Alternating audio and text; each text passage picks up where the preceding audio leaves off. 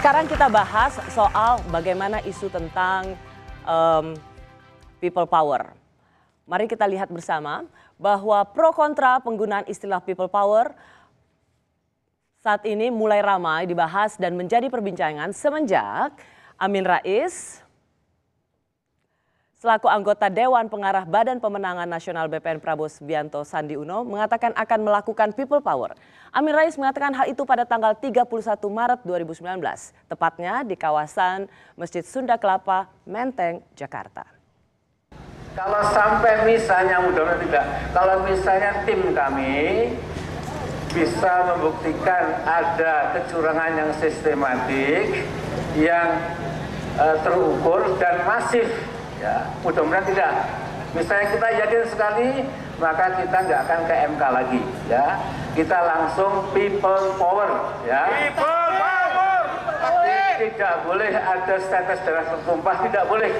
Tapi people power untuk menekan kepada petahana maupun pemerintah penguasa, juga kepada yang sedang menantang, ya, dua-duanya kita ingatkan semua bisa dirembuk secara keluargaan, tapi jangan sampai mengentengkan kecurangan, tidak boleh. Ya. Itu tadi pernyataan dari Amin Rais, dan selanjutnya KPU mengatakan pengerahan massa tidak akan bisa mengubah hasil pemilu. KPU mengatakan demokrasi memiliki aturan-aturan yang harus ditaati sehingga tidak selalu demokrasi pengerahan massa. Jangan lagi selesaikan persoalan-persoalan pemilu di jalanan. Karena undang-undang sudah memberi ruang-ruang untuk menyelesaikan persoalan itu. Di mana ruang-ruang itu?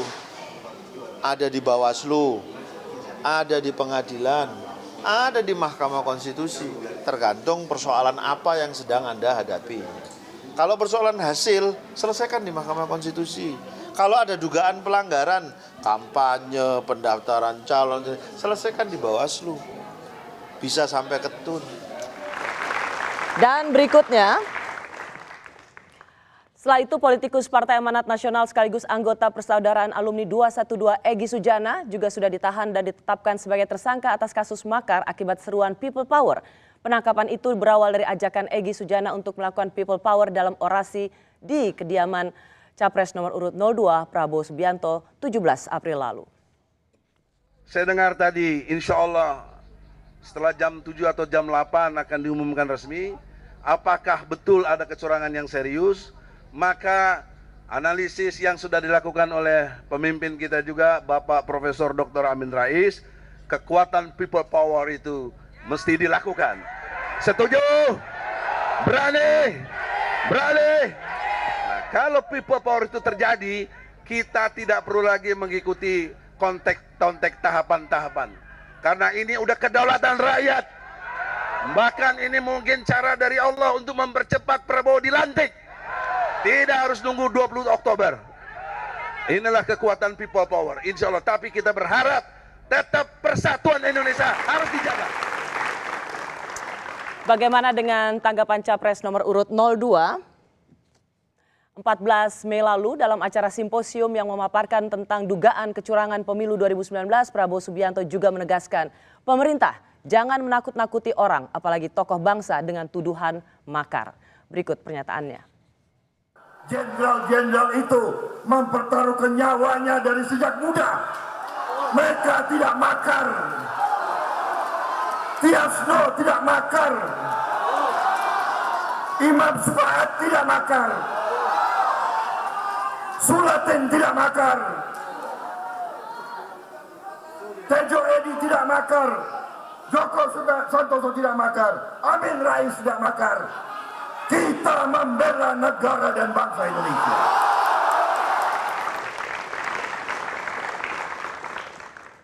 Berikutnya, pada kesempatan yang sama dengan Prabowo, Amin Rais menyerukan untuk menghentikan penggunaan istilah people power dan menggantikan dengan istilah gerakan kedaulatan rakyat. Salah satu alasan Amin Rais untuk mengganti istilah ini adalah terkait ditangkapnya Egy Sujana yang bicara tentang istilah people power. Sujana ditangkap polisi karena bicara people power, ya. Jadi sekarang kita tidak gunakan people power, tapi gerakan kedaulatan rakyat. Siapapun yang menghendaki ke rakyat, insya Allah kita gilas bersama-sama. Membahas apakah lanjutan dari hasil pemilu ini ada people's power yang harus kita cemaskan. Malam hari ini saya mengundang seorang kepala BAIS tahun 2011-2013. Beliau adalah Laksamana Muda Purnawirawan Soleman Ponto. Selamat malam Pak Soleman. Malam hari ini sebenarnya kami juga mengundang Pak Kiflan Zain, tapi saat kami telepon ternyata masih diperiksa di Polda Metro Jaya. Jadi tadi kami sempat bertanya bakal balik nggak, dan dia tersenyum balik dong. Jadi mesti ada Pak Kiflan Zain malam hari ini. Saya mau tanya dulu, Anda sebagai mantan atau yang pernah menjadi Kabais TNI 2011-2013. Apa kita memang harus cemas dengan seruan-seruan people power? Untuk seruan-seruan seperti itu, karena kita sudah punya tolok ukur, yaitu aturan perundangan. Jadi seruan seperti itu sudah melanggar aturan-aturan yang sudah ada. Itu yang pertama. Apa yang dilanggar? Yang dilanggar. Dengan berkata misalnya begini, tanggal 9 kita, misal Pak Kiflan Zain kan video yang viralnya adalah tanggal 9 kita merdeka, ikuti saya. Lapangan Banteng tanggal 9 kita akan merdeka. Siapapun yang menghalangi akan kita lawan, datang ke Bawaslu minta likuidasi Jokowi. 01. Itu jadi itu sudah melanggar aturan-aturan yang ada. Itu bisa disebut makar? Makar sudah mulai dari perencanaan, itu sudah bisa disebut makar. Perencanaan saja sudah mulai makar.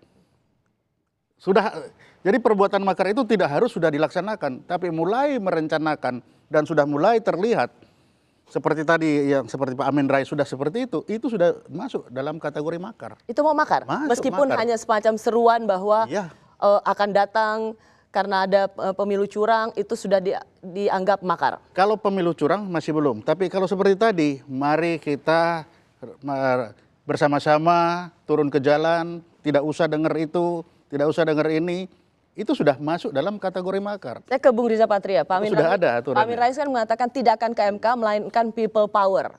Jadi begini, yang pertama saya klarifikasi yang Pak Amin. Harus dibaca utuh apa yang disampaikan Pak Amin. Kalau terbukti, jadi ada bacanya, ada kalau dan ada terbukti. Ya, pemilu ini curang secara sistematis, terstruktur, masif, kan begitu. Kita akan people power. Jadi jangan, karena kalau curang sistematis itu kan melanggar aturan. Oke, tapi juga ada kalimatnya begini, kemudian, Bung Riza, tidak akan ke MK. Ya, tidak akan ke MK, itu kan pendapat Pak Amin. Karena buat apa ke MK kalau sudah curang seperti ini, umpamanya itu kan pendapat Tapi beliau. siapa yang akan menjadi wasit? Siapa yang akan dipercaya menjadi wasit ketika ada pertanyaan tentang curang, kemudian siapa yang bisa menentukan kalau kita juga tidak percaya pada lembaga-lembaga? Ya, kita ingin negara. percaya pada lembaga-lembaga ini, tapi faktanya lembaga-lembaga ini adil tidak, jujur tidak, netral tidak, independen tidak. Itu pertanyaannya. Di zaman Pak Jokowi ini banyak lembaga-lembaga, instrumen negara yang menjadi instrumen pemerintah berpihak pada kepentingan petahana atau penguasa. Itu yang kami anggap tidak adil, tidak bijak. Dan itu curang begitu. Itu kan kita bentar. Itu kan instrumen itu bisa kita lihat dipertontonkan sejak pembuatan regulasi tadi yang saya bilang 20% itu bagian dari arogansi kekuasaan. Semua orang ahli di dunia ini. Tapi kalau Mahkamah Konstitusi kan juga dipilihnya juga oleh tapi DPR. ini lagi jangan anggap semua yang dipilih oleh anggota DPR kemudian itu hak DPR, bukan. Mahkamah Konstitusi itu 3 dipilih oleh pemerintah, 3 dipilih oleh Mahkamah Agung, 3 dipilih oleh DPR. Nah, 3 yang dipilih oleh DPR termasuk dipilih oleh partainya Pak Joni. Jadi lebih banyak partai pemerintah yang memilih daripada kami yang oposisi. Jadi semua produk itu juga, semua produk DPR. Zamannya sekarang siapa yang menguasai parlemen itulah yang menguasai produk DPR. Gini. Kalau ikut kontestasi demokrasi harus siap menang, siap kalah. Undang-undang sudah mengatur jika pada saat kalah dan ada protes atau sanggahan, ada mekanismenya.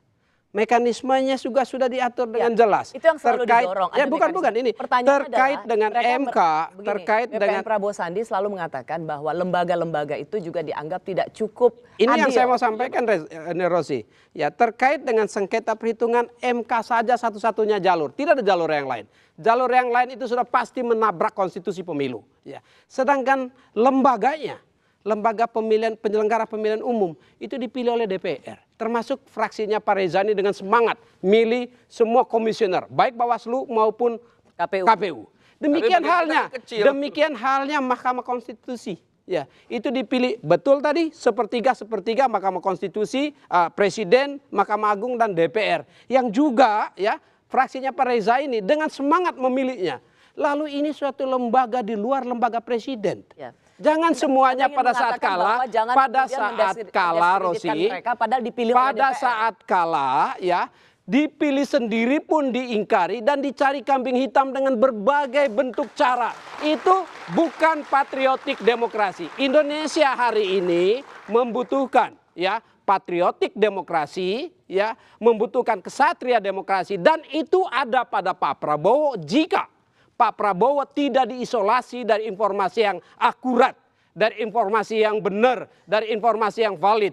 Jika itu dilakukan dan ditutup semuanya dan Pak Prabowo disampaikan bahwa dia menang, dia akan berjuang habis-habisan. Padahal itu tidak sesuai dengan realitanya. Ini yang akan merusak demokrasi Indonesia. Kita punya kewajiban sama-sama, Reza, untuk memastikan proses pemilihan umum kita ini diselesaikan dengan baik dan menghasilkan pemimpin yang legitimate untuk kepentingan negara. Benar nggak bahwa Pak Prabowo itu mendapat masukan yang salah?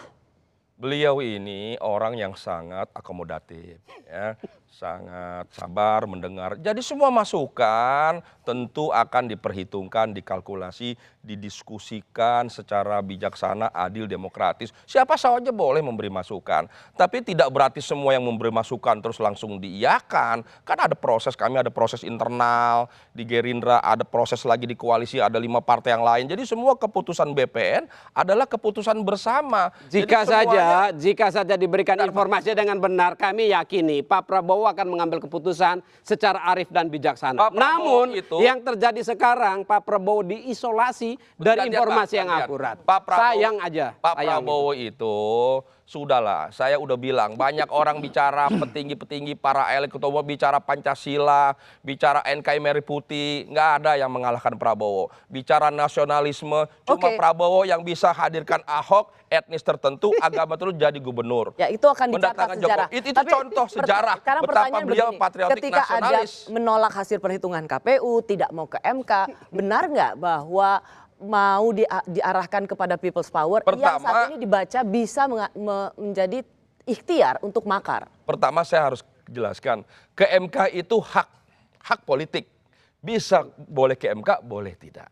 Nah, itu hak politik. Nanti kita akan putuskan. BPN nanti akan secara resmi rapat akan memutuskan. Kapan? Tentu setelah hasil. Baik Bung Riza, tapi kalau mengatakan ini curang, tapi kemudian tidak mau menyelesaikan sengketa pemilu di MK, lalu maunya apa?